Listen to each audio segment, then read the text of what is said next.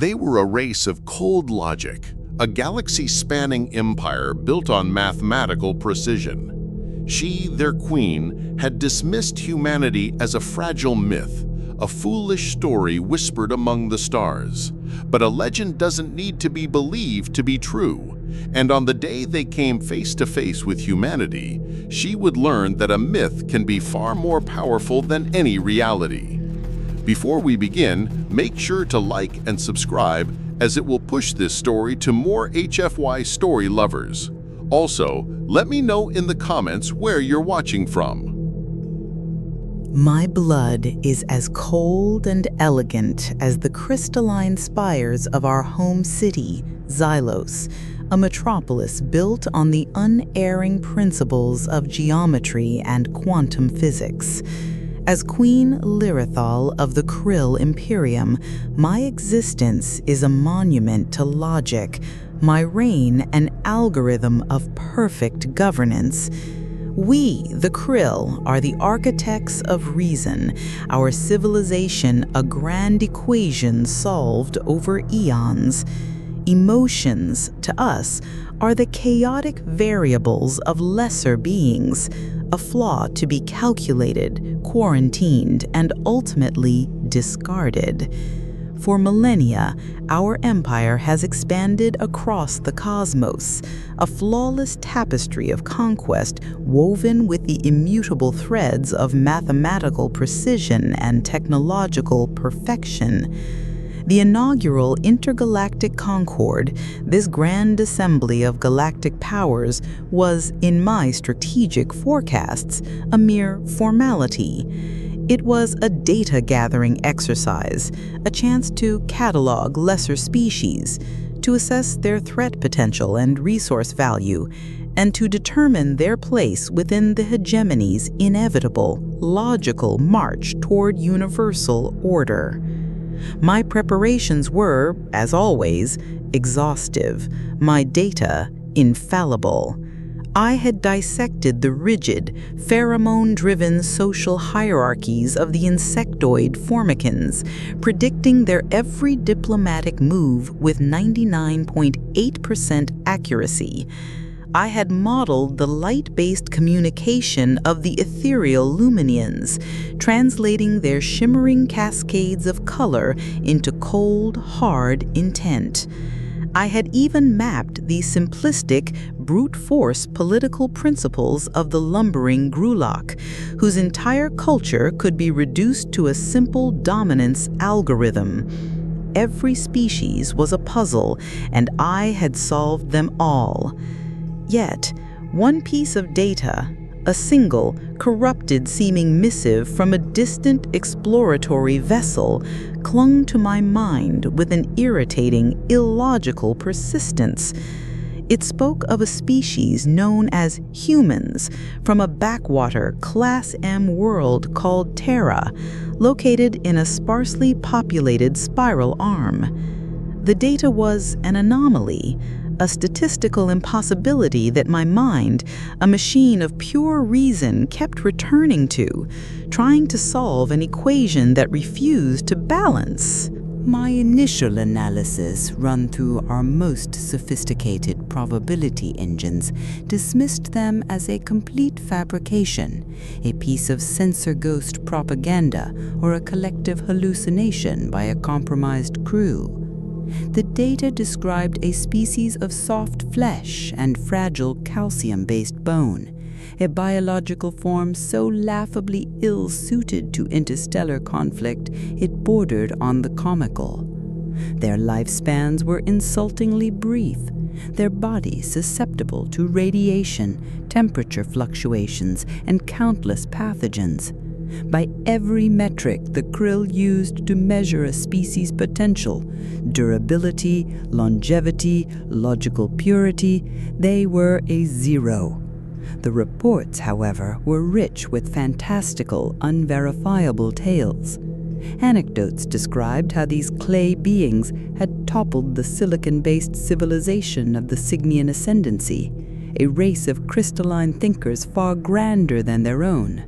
They spoke of how they had defied beings of pure energy in the Andromeda Nebula and crushed entire Grulac fleets with what were described as illogical strategies and unpredictable asymmetrical warfare. The very language of the report was an offense to reason. It was filled with qualitative, unquantifiable concepts my logical mind could not process. Indomitable spirit, willpower, courage, sacrifice. These were the words of poets, not strategists. I had always believed a race's worth was measured by the purity of its logic, the efficiency of its energy consumption, and the strength of its technology. These humans seemed to possess neither in a way that mattered. My strategists had been foolish to even include them in the Concord's roster, a minor footnote in the galactic census that I had nearly discarded. But as I sat on my throne aboard my flagship and gazed upon the holographic projection of their world, Terra, a vibrant, chaotic, unstable splash of blues, greens, and swirling white, a flicker of curiosity, a rare and unwelcome sensation for a krill, sparked within the cold vacuum of my consciousness. I was intrigued, not by their supposed strength, but by a species whose entire existence seemed to be a paradox, a walking contradiction to the fundamental laws of galactic evolution. My flagship, the Shadowfall, was a perfect expression of krill power. Its obsidian hull was not merely black. It was forged from a metamaterial that absorbed all light and sensor frequencies, rendering it a void in the starscape, a silent, absolute promise of finality. It moved with a regal, frictionless grace that made the other arriving vessels, the blocky Grulac dreadnoughts, the organic Formican hive ships, seem like clunky, primitive children's toys. The grand assembly hall on the neutral moon of Aethel was a magnificent spectacle, a monument to 1,000 species with shimmering energy fields separating incompatible atmospheres. I sat upon my obsidian throne, a replica of my seat of power back on Xylos, and surveyed the diverse assembly with a krill's eye for detail, my mind cataloging and assessing every movement. The Formicans, with their segmented bodies and rigid, jerky movements, marched in perfect, predictable lines, their collective consciousness a simple, readable network. The luminants flickered in a mesmerizing dance of light and shadow, their conversations a beautiful but easily decipherable pattern of photonic bursts. The Grulac rumbled with a raw, animalistic energy, their social interactions governed by overt displays of physical power, slow, predictable, and utterly simple.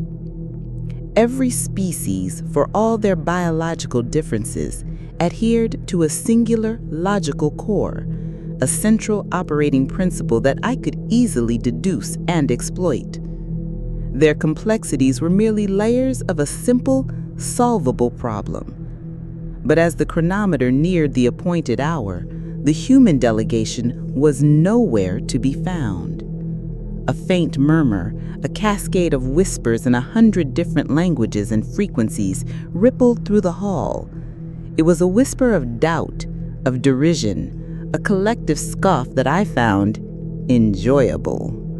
It confirmed my initial hypothesis. They were insignificant. Had the myths proven true in their cowardice, or perhaps their primitive technology had simply failed them on the journey? It was the most logical conclusion. Their absence was a data point that finally brought the equation back into balance. Just as I was about to signal the assembly to begin, dismissing the Terrans as a non-entity, the very air in the center of the hall shimmered. It was not a grand display of pomp and circumstance like the others, no theatrical energy portal or noisy docking procedure. It was a ripple of displacement, a silent, subtle warping of space-time that resonated deep within my senses, a feeling akin to a fundamental constant of the universe momentarily flexing. A ship materialized from what seemed to be nothing at all, phasing into existence as if it had always been there. It was a vessel of impossible design, sleek and silver, shaped like a polished river stone. It exuded an aura of understated menace, its silence more intimidating than the Grulak's roaring engines. It was a whisper in a room full of shouts. From the ship emerged two figures, a male and a female, confirming the reports of their bipedal symmetrical forms. My analytical subprocessors, integrated directly into my consciousness, worked furiously. The earlier reports were accurate. They were small, their forms soft and rounded, lacking any natural armor. Their movements were fluid, lacking the calculated efficiency of the krill or the rigid precision of the formicans. Their facial expressions were a chaotic tapestry of complex, unreadable micromuscular shifts. Yet as they stepped onto the polished floor of the assembly, a palpable, absolute silence fell over the hall. It was a silence born not of respect, but of shock and a deep, primal uncertainty. Their eyes, my sensors analyzed the pigments, the color of deep oceans and stormy skies, held an intensity that belied their fragile biological appearance. They did not walk with a warrior's swagger or a diplomat's feigned humility, but with a quiet, unshakable confidence that was not a boast, but a simple, unyielding truth of their existence. This, I realized with a sudden, chilling certainty, was humanity. My initial disdain, a product of pure logic, was replaced with a laser-focused, unnerving curiosity. The human delegates did not rush to curry favor with the more powerful representatives, a standard protocol for a new species. They did not bow or scrape. They simply existed, their presence altering the entire dynamic of the room. I watched, my mind processing gigabytes of observational data, as the male human exchanged a subtle nod with a hulking Grulak leader, a simple physical gesture that should have been meaningless, yet it conveyed a level of mutual understanding and respect that I could not decipher. I then watched the female human offer a small, curved smile to a Luminian emissary, a gesture that made the light being's beautiful patterns flicker in an odd, excited, and thoroughly illogical way.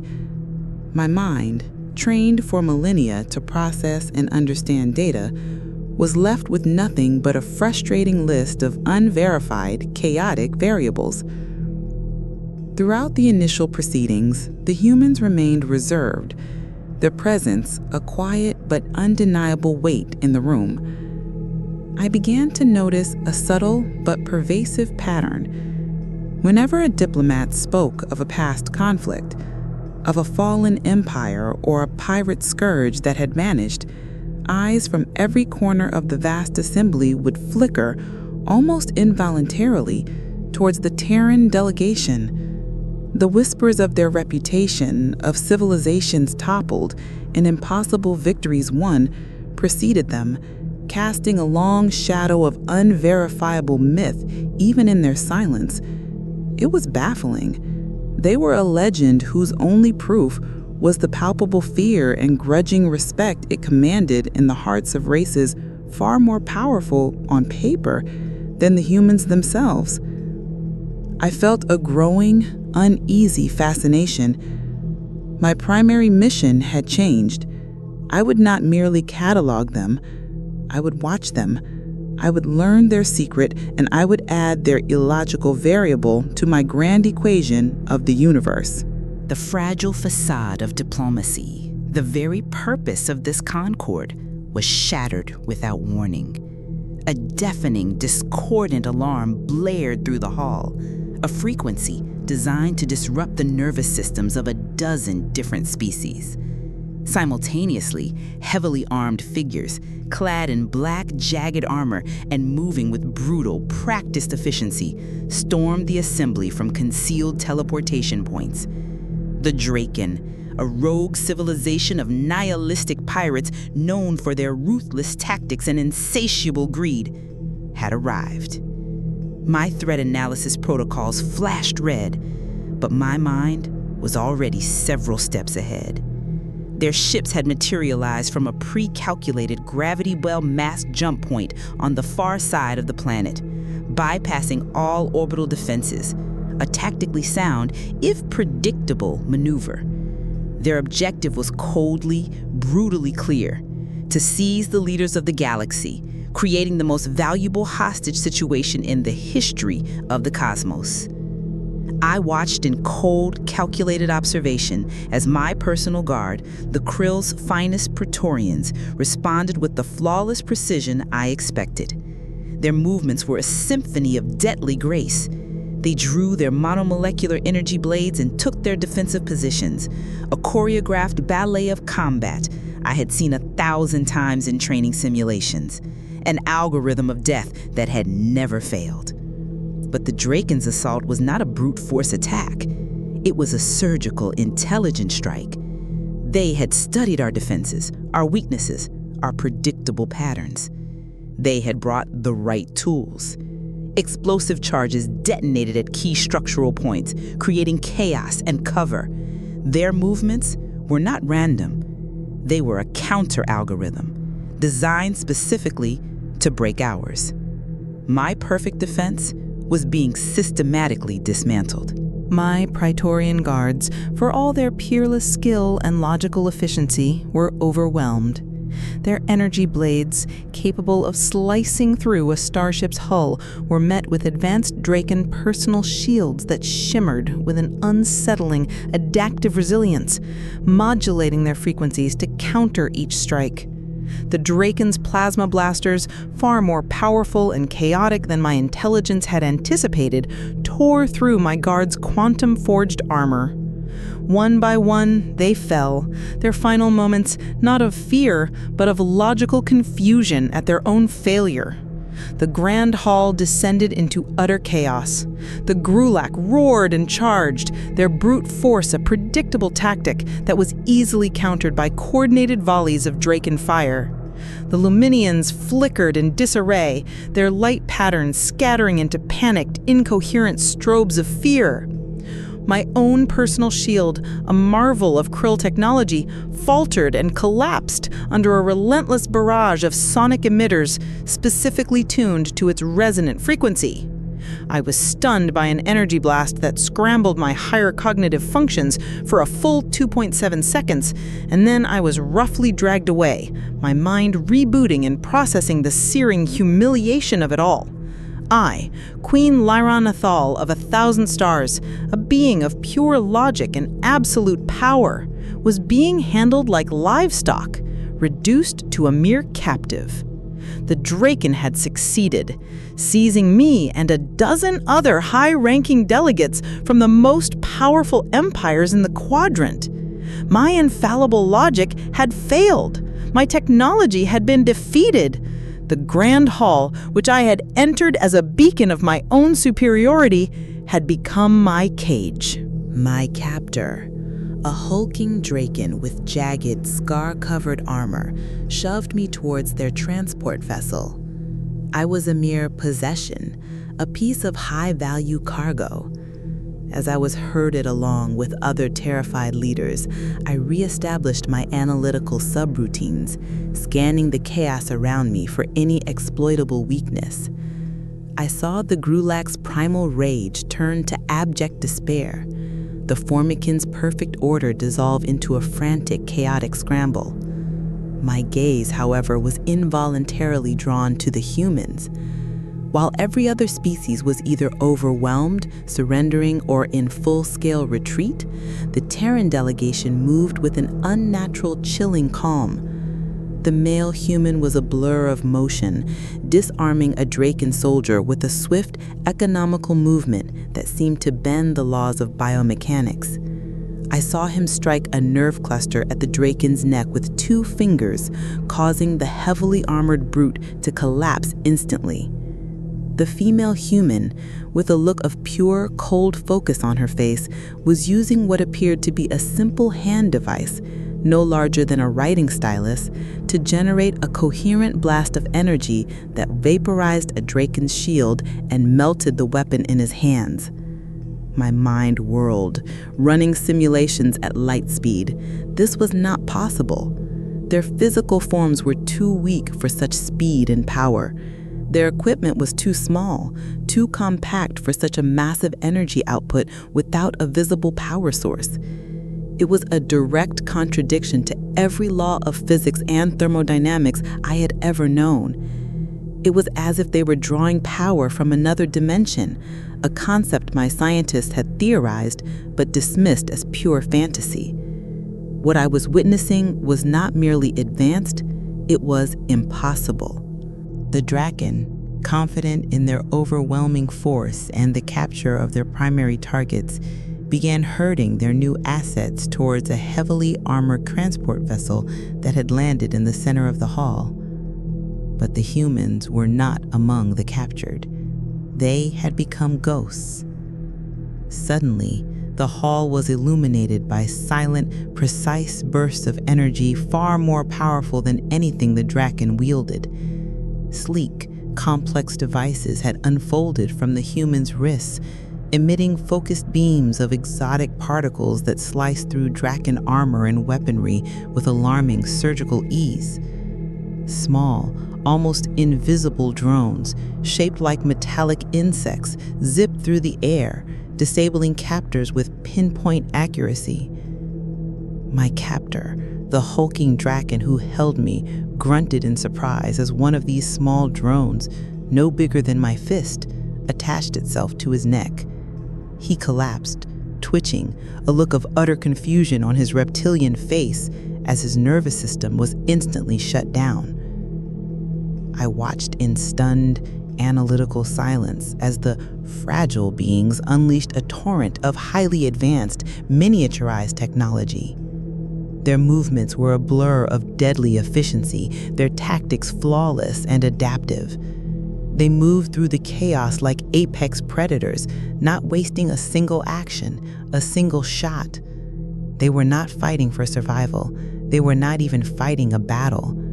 They were systematically and calmly executing a rescue operation with a level of precision that my own Praetorian Guard could only dream of. The supposed sheep had revealed themselves to be wolves, and the Draken were their flock. Just as I was about to attempt to access my guard's now silent communicator, a futile but logical action, the male human was suddenly beside me. He had crossed a 20-meter debris-strewn gap in the time it took me to blink. He did not touch me, a gesture of respect that was as surprising as his speed. He simply held up a single finger to his lips, a quiet, almost playful gesture that was utterly at odds with the deadly chaos surrounding us. "Stay down, Your Majesty," he whispered, his voice a low, impossibly calm hum. "We've got this." I was so stunned by his audacity, by the sheer, unquantifiable confidence of his statement, that I remained frozen, my own logical commands momentarily overridden. His tone, his calm demeanor was utterly baffling. He then moved with a speed I could barely register, a blur of motion, as he intercepted a Draken soldier who was about to fire on me from behind. The human's hand moved in a complex arc, and a small silver projectile, no larger than a coin, shot from his palm. It was not an explosive. It hit the Draken's plasma blaster perfectly, striking the energy cycling mechanism and causing it to detonate in a contained shower of sparks, leaving the Draken unarmed and utterly confused. The human then vanished, a ghost disappearing back into the chaos to neutralize another threat.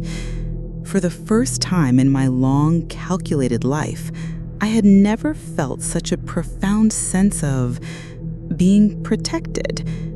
And And it was by a being I had dismissed as a myth, a piece of flawed data. The conflict within the hall, as shocking as it was not the only surprise. As the two humans systematically dismantled the Draken ground forces, the very air outside the assembly dome began to shimmer and distort on a planetary scale. From what had been empty space, a massive, silent fleet materialized. They did not drop out of hyperspace with a flash of energy. They simply faded into reality. Dozens, then hundreds of them. They were human vessels, their hulls a shimmering, adaptive silver that reflected the light of Avil's sun. Their designs were a fusion of impossible, organic elegance and brutal, stark functionality. They were works of art designed for total war. My own flagship's long-range scanners, still operational and feeding data directly to my consciousness, began to scream alerts. Their technology was not just advanced, it was a generational, evolutionary leap ahead of anything in my databases. Their weaponry, even in standby mode, radiated an energy signature that dwarfed the combined output of all other ships assembled in orbit. The Krill, with our 1,000-star empire, our fleets of obsidian void reavers, were a dominant force in this sector of the galaxy. But this fleet, this human fleet, was an ultimate power. It was a silent, unarguable declaration that the universe had a new master, and that all our previous assumptions about the balance of power were now null and void. The game had changed, and we hadn't even known we were playing. The human fleet, now arrayed in a perfect, inescapable sphere of influence around the Draken vessels, unleashed a calculated, silent barrage. Their strikes were not wild or indiscriminate explosions. They were precise beams of focused energy and gravitational distortions. Each shot was perfectly placed, targeting the weak points in the Draken's shields, their engine cores, their weapon systems. One by one, the Draken warships shuddered and went dark, their systems flash-fried and overwhelmed without a single hull breach. It was the work of a surgeon, not a soldier. Simultaneously, within the hall, the two Terran representatives, now clearly leading a coordinated, fleet-wide rescue operation, fought their way toward the last of the captured leaders. Their movements were a blur of deadly efficiency, their tactics flawless and unpredictable. The other delegates, myself included, could only watch in stunned, horrified silence as these clay beings systematically dismantled the Draken's elite forces. Their technology was an art form. Their movements were a dance of death. Their whispered communications, which my sensors could now faintly detect, were a complex symphony of data streams and tactical callouts. Their very presence was a testament to the power I had once dismissed as a fanciful myth. They were not just a species. They were a perfectly integrated, perfectly lethal system of soldier and machine. The male human, his eyes focused and determined, reached my position once more. He dispatched the last of the stunned Draken guards near me with non-lethal efficiency. He moved with surprising strength, his hands effortlessly tearing through the metallic restraint that bound me. His grip, though firm, was also surprisingly gentle, a controlled application of force that was startlingly intimate. He offered a curt nod, his expression conveying a quiet, professional reassurance, before turning his attention back to securing the other delegates. I was free, but I was not in control. The universe, my perfectly ordered and understood universe, had turned on its head. I, Queen Lyranthiel of the Krill Imperium, had been saved by a human, a being of flesh and bone, a creature I had considered beneath my notice. The humiliation should have been unbearable, a logical paradox that should have sent my mind into a recursive arrow loop. But it was replaced by a growing, grudging, and utterly overwhelming respect. I watched him move with a grace that was both fluid and devastating. And I understood that his physical form was not a weakness. It was a tool, a perfectly honed vessel for a mind that was not bound by the rigid, predictable logic of my own. With the hostages secured and moved to a safe position by the female human, the male human directed his attention to the last remnants of the Draken Syndicate, who were now attempting a futile, disorganized retreat. The human technology, now fully unleashed without the risk of collateral damage, was breathtakingly, terrifyingly advanced. Personal energy shields shimmered around them with an incredible adaptive resilience, absorbing plasma bolts and kinetic rounds as if they were nothing. Handheld devices, which I now saw were modular and multifunctional, generated localized gravity fields, crushing Draken soldiers in invisible, inescapable forces. Their movements were fluid, almost preternatural, as if they could anticipate every enemy action a fraction of a second before it happened. My mind raced, trying to classify their weaponry, to fit it into a known scientific framework. But it was beyond my databanks. They were using technology that seemed to defy the very laws of physics as my people understood them. They were not just a technologically advanced race. They were a completely new variable, a force of nature that I could not compute. I realized with a sickening certainty that the Krill, with all our logic and knowledge accumulated over millennia, had been rendered obsolete in a single brutal moment. We were an ancient, outdated piece of hardware in a universe that had just received a quantum upgrade. The Draken who had stormed the hall with such arrogance and boasted of their invincibility were routed with a brutal, almost casual efficiency. Their advanced weaponry proved no match for the humans' seemingly limitless and versatile arsenal. Their heavily armored soldiers fell before energy blasts that left no trace and kinetic weapons that seemed to bypass armor entirely. Their escape attempts were thwarted by the sudden appearance of heavily armed human security forces clad in sleek, chameleon-like armor who had disembarked from their newly arrived fleet and secured all exits. The Draken's leader, a towering, scarred figure who once looked down on me with contempt, was now on his knees, his face a mask of primal terror. The male human approached him. And then the most illogical thing of all happened. The humans did not kill him. They simply disarmed him, their movements precise and effortless. They had won. They had conquered the unconquerable. They had humiliated one of the most feared pirate clans in the galaxy. And they had done it without a single boast, a single taunt, a single act of gratuitous cruelty.